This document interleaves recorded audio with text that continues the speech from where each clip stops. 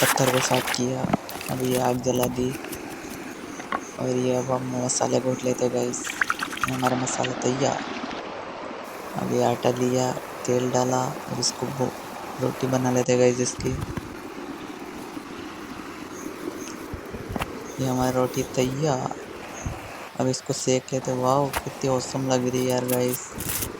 अब हम सब्जियों को काट लेते हैं, इन सबको पैक करके अब हम आग में डाल देते हैं ताकि हमारे अच्छे से पक सके।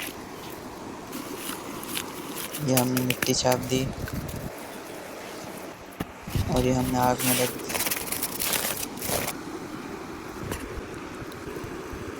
ये हमारे सारे लहसुन प्याज सब तैयार हो गए गाइस